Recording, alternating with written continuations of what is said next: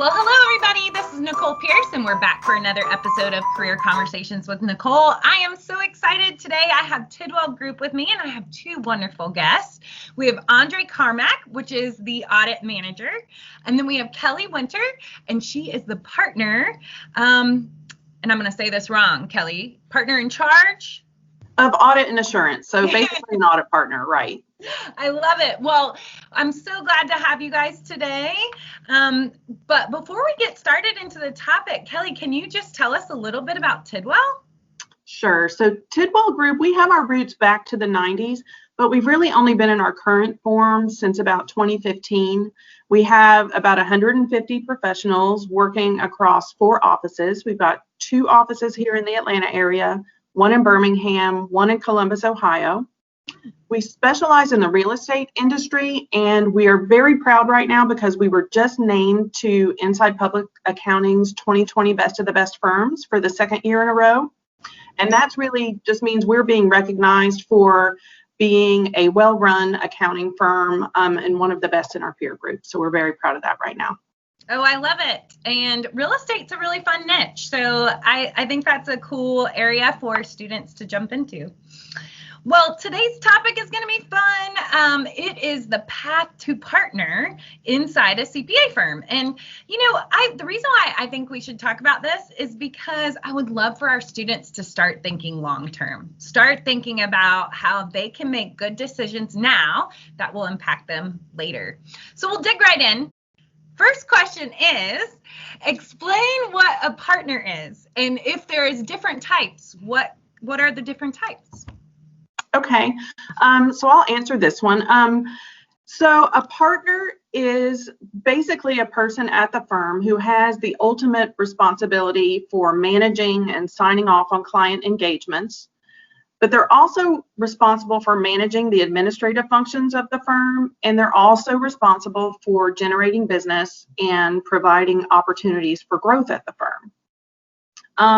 And you can be a partner, like I'm an audit partner, there are tax partners. So depending on kind of what your specialty is, you become a partner. But there are also different levels. There's a hierarchy of partners at a firm. And there's a group of partners. When you first make partner, you're usually what is described as either an income partner or an associate partner. And really all that means is that you have all the responsibilities of partnership, but you're not yet an owner of the firm. You don't have an equity interest in the firm.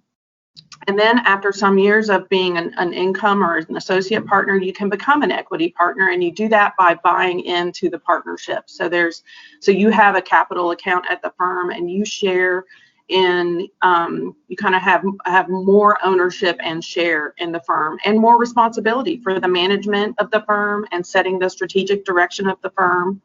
And from there, you could become part of what is usually called the executive committee or the board, which is a common term, so which really is in charge of governing the firm. And then from there, the managing partner or the CEO is elected from that group. So it's really a hierarchy of partnership and different levels within each firm.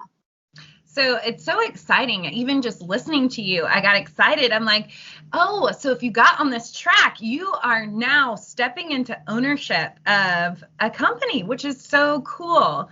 That's absolutely right. I like it. Well, so that's a lot, right? And you need a good amount of experience, I would think, to be able to do all of that. So how long does it typically take to become a partner? So that's one of the things I think that varies the most from firm to firm as to how long that might take. And it has a lot to do, I think, with the size of the firm and the growth of the firm. So if you think about it, there's a certain amount of time that it takes to get the skills to become partner. And so depending on what kinds and the breadth of the skills that are needed for the management of the firm, so that could affect the time that it takes. But also the need for partners at a firm, because it's a business decision of the firm to bring more partners in, and you have to have the business to support the partners. So the growth of the firm has a lot to do with how long it might take.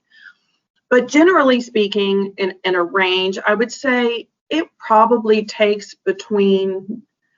somewhere in the range of 9 to 12 years, I think, to become partner at a firm. Yeah, so I have always been told, and for anyone that truly knows me in my role, I'm not an accountant, so shame on me.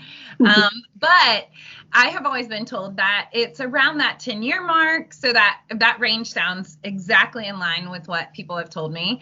But if you step back and think about that, students, for just 1 second, you could be a part owner within 10 years. I mean, 10 years sounds like a long time, but in the big scheme of things, it's really not. Well, can you talk a little bit about the skills or the degree or maybe the license? I'm assuming there is some like major hurdles that students would have to climb over to get there. And so what are those?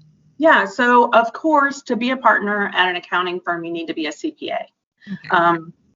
So that's the first thing. So that's a given. And, and all of your students are doing the first thing that they need to do toward that goal by getting their accounting degree and getting the hours required to sit for the exam. Yeah. But beyond that, so once you have your CPA license and you start working, like as I described before about all the responsibilities that you have as a partner, you really have to work on all the skills that broad management skills that it takes to kind of fulfill each of those hats that you wear as a partner. So you have to have good management skills. So both from a people perspective and developing the people that are working that you're working with and people who are working for you, but also people skills because you're responsible for managing client relationships and hopefully doing a really good job, and clients really love working with you and they refer new business to you because of that. Or you're just good at networking and meeting people because one of your responsibilities is also driving growth. So once you start working, it's not just focusing on the technical, but it's also focusing on all those broad range sort of management skills, and taking advantage of the opportunities that come your way to develop those skills as you start working. Yeah, I like that. And as you were talking about it, it just made me think that some people are great at their role, right? But then sometimes not great managers. So yeah, building those skills along the way are going to be intentional steps that students would need to take if they wanted to be on this path to partner. So that's awesome. Exactly. Well, why would you want to be on this path to partner other than the obvious? I mean, you described it. I wanted to jump on the train. So is there any other reasons? Oh, yes, of course. All partners make big money. They're all rich and successful, live in the country club. So obviously the money's the first answer. But it really is just a great, being able to invest your time and to have being part of that brand and taking on the ownership roles in the partner. You really become the brand, and you are representing, the firm and the client, and with their taxes and audits. So this is very, very important matters that you're representing for your clients. I love it. Yeah, that's great. Well, do you want to talk about the steps? Like what are, if you were just going to like lay it out here, here's the steps I would take, what should our students do? So coming in, oftentimes in public accounting, you do start as interns. Some, we do suggest that you do an internship to kind of get the busy season under your belt, understand what you're doing. Then you come in. Make sure you're strong enough to do it, right? Busy season's hard. It's not for everybody, that's sure. Right. Okay, good. But then also becoming, then as an associate, you come in. You're not necessarily expected to know anything, but you're kind of setting the tone, showing your teammates. It's a very team-oriented environment. So, showing who you are. Just you come in as associate, you develop what you're doing, understand the technical expertise. Then you hopefully get promoted to senior after 2 to 3 years is typical promotion time as an associate to senior. As a senior, you're kind of refining your organization and development of communication skills as you're the liaison across different groups internally and externally, being you start having more client interaction as well as interaction with the team members and partners to know where the work is going and how that's going. Then you come along to a manager in another 2 to 3 years, which you're really refining your staff development and understanding that you're making the investment in your people. And, in turn, it's a team. It's no one part is greater than the sum of all of it. So creating synergies as a manager is very important. And Then hopefully after manager, you go to senior manager again, where is more, I think another 2 to 3 years probably as senior manager prior to promotion to partner. And then you make the. Does the work change along this path? So you've described a bunch of different kind of levels that the students can get promoted to. What does the work change in that process? So it does, but it doesn't. So typically you're working on the same type of engagements, and then, but you know, earlier in your career, you may lose sight on kind of the big picture and how it all comes together and how the jobs are moving. You may just be focused on the small details of the compliance testing for your portion of the audits that you're assigned to. Whereas as the manager role, you have more of a top-down portfolio-wide approach on the, you know, the number of jobs that are moving, how your staff is developing. So it's not the work changes, but your perspective definitely does. And so I mean, it does and it doesn't, which is another good thing to have different hats and different perspectives on how the work moves and the processes at each level.